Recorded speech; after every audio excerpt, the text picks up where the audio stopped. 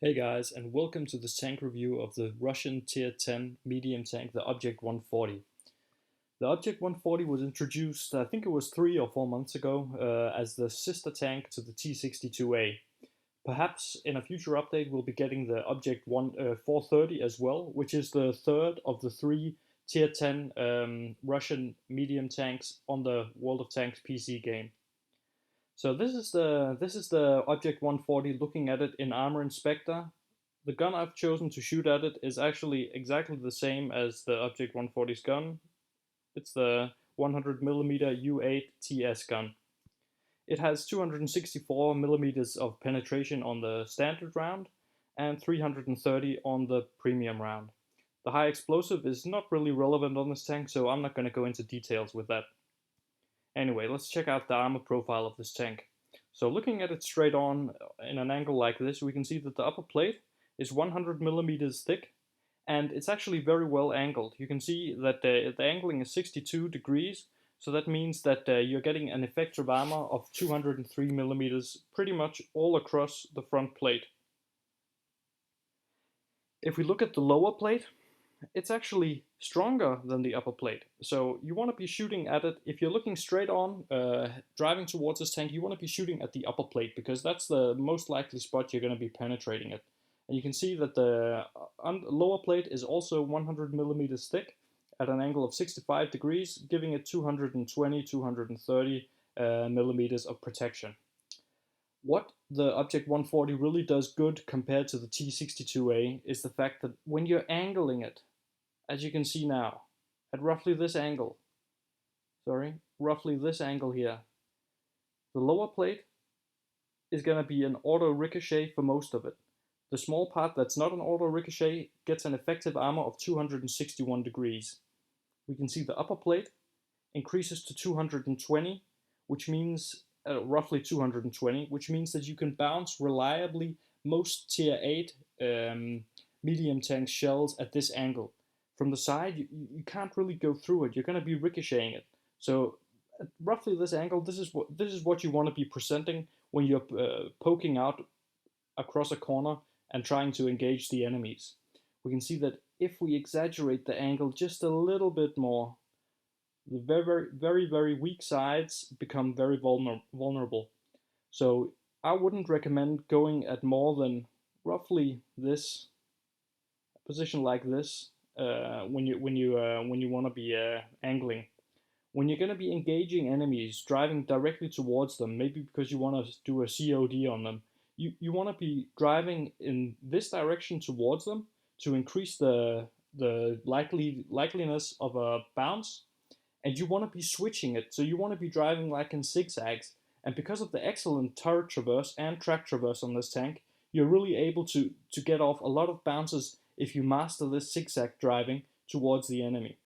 One of the very significant differences between the Object 140 and the T-62A is the fact that this tank can't really reliably hold down without having to be in constant movement. And because of that, you have this very weak upper part of the turret. You can see it's only 30 millimeters thick, so that means that any armor piercing over 90 millimeters will effectively be overmatching all of this area here. The two cupolas, they are also quite weak. You can see we get out here we get 250 millimeters, but if you hit it straight on, flush on, you're going to be getting have to only get through 160 millimeters of armor. So this was a quick armor check of it. So let's get into the garage and check out some basic stats on this tank. Welcome to my garage. This is the Object 140 looking at it straight ahead. We're going to be flying a bit around it just to get a basic look on it. You can see it's very low profile. It's also quite short. So let's just quickly make a size comparison to the T-62A. You can see the T-62 is actually a bit bigger than the Object 140, which also effectively means that the Object 140 is has a better camouflage rating, and that really comes into effect when you are engaging from long distance and you are perhaps in a bush or similar. So the basic stats of this tank are that it has these very basic characteristics.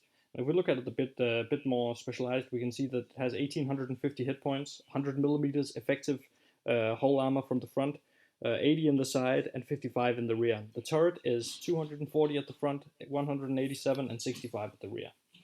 So this tank only weighs 36 tons and it has a very good engine of 580 horsepower. That means that the power to weight ratio is roughly 17, and that means also that this tank is really, really quick. It accelerates well, it goes uphill well. Basically, it's significantly more maneuverable than the T62A and feels much like a T54 when driving it. The traverse speed of the tank is 54 degrees and the turret traverse is 40 degrees. That means that you can also keep the speed when you're making some sharp turns, and that's really, really important. So the gun has a basic penetration of 264 millimeters, the heat has 330, and the high explosive has 50. The rate of fire is almost 10 rounds a second, so that means the effective reload is only around 6 seconds, and if you equip it with a gun rammer, you're going to be getting almost 11 shots a minute. When you're using adrenaline, for example, like I equip on this tank, then you can get up to roughly 13 rounds a minute of effective fire for 30 seconds, and that's really, really great. So the view range on this tank is 260 meters. I like to accentuate that on my medium tanks, as I'm going to show you in a bit. The engine has a very, very small chance of catching fire, 12%, which is, I think it's the lowest in the game, and that really means that fire is not something you have to worry about. So the way I set it up, I have the gun rammer, which I pretty much equip on any tank that can do it. I also use the coated optics to get even more view range. So my effective view range on this tank is 286, and I also use the vertical stabilizer. I always recommend using the vertical stabilizer instead of the gun laying drive if you can use it, because it simply means that the base from where you are going to be starting aiming is 20% lower than it is with the gun laying drive. Consumable wise, I equip it with a multi-restoration pack, the extra combat rations, and the adrenaline. I like to run this setup on pretty much all my medium tanks. I really feel it offers quite a lot of flexibility, and later in some gameplay you'll see the adrenaline coming into good use. Anyway, I don't think we should do any more here in the garage, so let's go on check out a game. So here we are on mines. What I like to do on mines, as I've mentioned before, is just rush the hill, especially in a matchup like this where the enemy, they don't really have anything for me to worry about that's going to be up there at the same time as me. So it's basically just go at the start. I can also see we have a T62A on our team, so I'm very confident that we're going to take the hill. So I'm pushing up here, just checking out the teams once again, seeing that looks like what is the most of my team is pushing with me to the hill, and that's always a very good sign on mines. So I like to look down here, just see if I can get some shots, but nope, there was nothing there. So instead of turning and stopping there, I always like to go directly to this bush if I don't spot anything else coming up. From this bush, you can pretty much spot quite a lot of enemies. You can see I spotted one, I spotted two people, and trying to get some shots on the object 704 who's over there in the corner. So he's a bit of a tricky shot. He looks this way, but because of the bush and the excellent camouflage rating on this tank, he's not able to spot me. So I spot another object. I decide, okay, let's track him, keep him in place. I'm reversed back, and this is actually quite important. When you can't look directly through a bush, the enemy can't spot you if you're shooting from outside it. So the 54 there, he's also been spotted. He should have rushed up, given his team some vision. Even if it meant him suffering a pretty quick death, it just means so much on this map that if you have strong TDs like they did, they had two object 704s, that they immediately go, that the mediums immediately go to the hill, so that the tank destroyers can make the shots. So unfortunately I missed the shot on the 54 in the end, but what are you gonna do? So I see the tiger here. I wasn't spotted this whole time, so now finally I get spotted. I go down, trying to get some shots. Just I don't want to go all the way down, so I just take the hatch on top of the tank.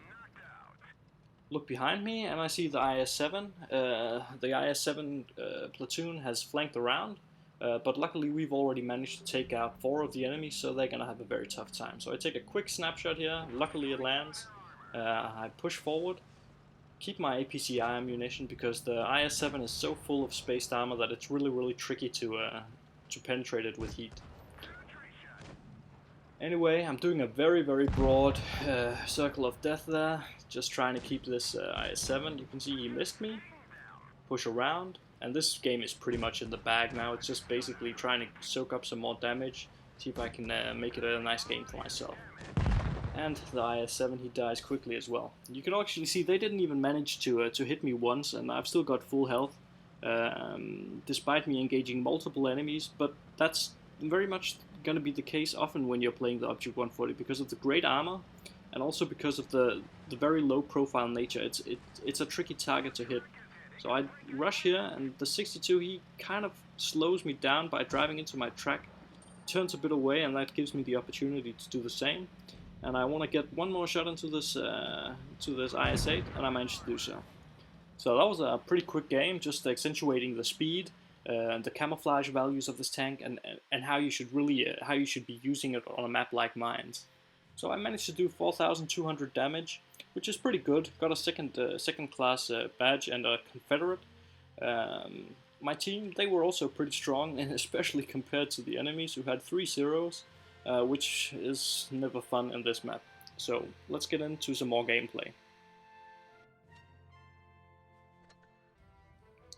So this time we're on Middleburg, which is also one of my favorite maps. It really gives you the options of staying up, and I really prefer fighting up because of the hold down locations and the small undulations and bushes that you can use to conceal yourself and also give the enemy some shots without taking many in return, especially in a low profile tank like this. Unfortunately, because my team has a lot of medium tanks, I spawned down, so I'm not gonna get the option to do the first spots and also to get the first damage. So I have to push up slowly here. And one thing that the Object 140 is really good at, apart from in general being a great tank, is also shooting on the move. Look how small the aiming reticule is here. Even when I'm turning my tank, getting nudged a bit by my T-44 teammate, it really stays small all the time. So shooting on the move is a very effective way of getting good shots into the enemy. So I can see the Centurion 1, he's pushed to the left. So I decide to push up here on the right where there's a small hold down location. If you didn't know about it, it's actually very effective as long as the enemy, they are not in the town. So if they're all in the city, being where I am going to go now is a very strong location, because you can really engage the enemies at the back, even with relatively poor gun depression of 6 degrees like the Object 140 has. So I try to make a shot on the Centurion's turret. Unfortunately, it bounces. I see that the FB, he's over there. He's used his adrenaline. I don't really think the adrenaline makes any sense on that tank, so I don't equip it on my own. I'm making some pretty good shots here, but this Centurion, he's actually giving my team quite some grief, and we're 2 tanks down. So I decided to try to rebalance him, focus him out. I can see he's aiming at me. I pull back and take a snapshot and kills him. You can see the really good accuracy on the move. We have a T-44 who's pushed to my right side. He's engaging the enemies from there. And I try to engage this Jagdpanzer E100, and the Jagdpanzer is one of the really shitty targets to meet in this tank, just like the others, the FV. Sorry, I try to go for the tracking shot on the 44, but unfortunately I hit just in front of his drive wheel, but I managed to get a nice shot into his turret, and looking down here, I can see he's going that way. I just pre-aim where I think he's going to be going, and I take the shot on him.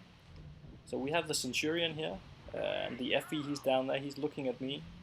He maybe thinks that I need to be taken out before he can have a chance to have a great impact in the game. And I actually manage off my turret to bounce one of his 310mm penetration shells, and I try to go for the tracking shot. He pushes down quickly, and I've engaged my adrenaline. You can see how quickly the reload is when you have adrenaline equipped. So he's pushing, and I can very easily take him out. And that also means that I managed to save my teammate. So just at this moment, I realize I'm on 5 kills, now 6, and I'm thinking, oh yes, maybe a Razor Eye. I go for the shot. I don't like holding my shots. I never hold my shots in general, and that costs me a Razor Eye by maybe a quarter of a second. So I bum out a bit and write, no. But this game really showed the quick nature of the tank, the strong armor as well, especially on the turret. You saw me bounce the FV. Let's get into the next game. So this time we're on Dead Rail, which is one of my favorite maps. I'm platooned with my clanmate Yolo Cazador, also known as Danny. Hey Danny, welcome to the show once again. Seems I'm getting all my aces with you. What I like to do on Dead Rail is push to the middle, especially in a Soviet medium, because you can rush up and do a spotting run. You'll see what I mean in just a second. So I use the small landscape here to gather some speed whilst going downhill, because you need quite a lot of speed to be able to do this effectively.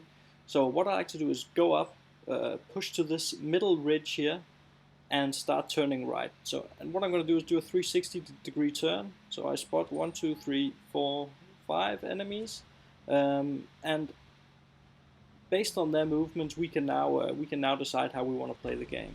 So the E100, he makes a massive shot into me there. Unfortunately, I am stupid and load a heat shell, shoot into his tracks, which is never going to work with the heat. Down at the tracks, the E100 has some really nice spaced armor. But I now have the option of keeping him tracked. I can see that someone else is shooting at him as well, and the Object 140 shoots me from the left. I know he has a bit of a reload, so I managed to take one more shot before I check out what he's doing. So the Tortoise is cresting the hill. I really want to get rid of this E100 because he's focused 100% on me. I don't know why, but that's never nice when that happens. So we have a crazy IS-8 who's simply cresting the ridge here. We have some massive TDs on our team. I decide, okay, I gotta take this guy out. Unfortunately, I missed the first shot, but easy pickings, just turn around, use his, even though the IS-8 has great mobility for a heavy tank, it's nothing compared to the excellent mobility of the Object 140. So I bounce a shell off the side of a Tortoise. I have no idea how that happened, but I land a shell straight into the E100, and the Centurion comes after me. He's using the small gun, and I track him. So I'm gonna reload almost as fast as he does, but he gets taken out before I manage to get the killing shot. So I'm a bit concerned because our E5, he's done a kind of a crazy thing. He's really pushing aggressively, and he's in trouble to my left. But I decide I need to kill this sniper first before I can start helping him. He's gonna get rushed in just a second, but I see the IS-3s also here. They're all shooting at the E5, and he's gonna rage a bit in a second. I can kind of understand him. If you look at where my team is, we have one person here in the middle, near the enemies, and the rest are either are back at our spawn, or Danny is pushing all the way to the enemy cap circle. So now I'm in a bit of a tricky spot. I'm a potential one-shot for the IS-7, and the Object 140, who's almost on full health, only needs to hit me twice. But as you can see, I was still unspotted, and I decided to go up. And because of the 6 degrees of gun depression on this tank, you can actually use a position like this, which you wouldn't be able to use in the T-62A very effectively. And that's really worth noting. That's probably my main difference between the two tanks, is that this tank, you can really use the gun depression much more than you can on the T-62A. So Danny, he's pushed all the way around. He's facing the Tortoise and the E100 now. I wanna help him out. I wanna give him some supporting fire, but I'm very concerned about the IS-7. But I decide, okay, let's take a chance. I can see the Object 140 is going around near the cap, so I push up, quickly get into the cover behind the buildings. This is actually a pretty good location for me right now, because they can't shoot me from the front. I see the Object 140, he gets around me and does manage a shot, but luckily he doesn't take me out. So now we have the T-30 here and the IS-7. I'm a bit concerned about the IS-7. He could potentially one-shot me, but he takes a shot, so I manage. I know I can land another one on him. And luckily, my team, they take him out quite effectively. So now it's only the Object 140 left, and it's basically just a matter of cleaning. So I didn't push out because I wanted to make sure that he wasn't going to be able to shoot me through the small hole to the right. I can see he shot again, and I go for a tracking shot. That's actually the second shot that I kind of miss on him, and that's very very unnormal for the Object 140. That gun is in general very accurate, especially at close ranges like this. So he goes out, tries to go for the kill on me, but I managed to pull back, and I'm a bit concerned because I don't want to die. I've been having a pretty good game, stacking up some good damage. But what I especially have been doing is spotting the enemies for my team. So when I did the initial run, I actually spotted 5 tanks, I believe, and subsequently my team, they started firing on them, and that gives you huge amounts of extra credit and experience multipliers. So this was a pretty good game, and actually quite surprising to me. It turned out it was an ace mastery game, even though the damage wasn't great. The amount of spotting damage I did more than made up for it. So I got a top gun steel wall scout, did 4,700 damage and 2,200 spotting damage, and I actually managed to spot almost all of the enemy team.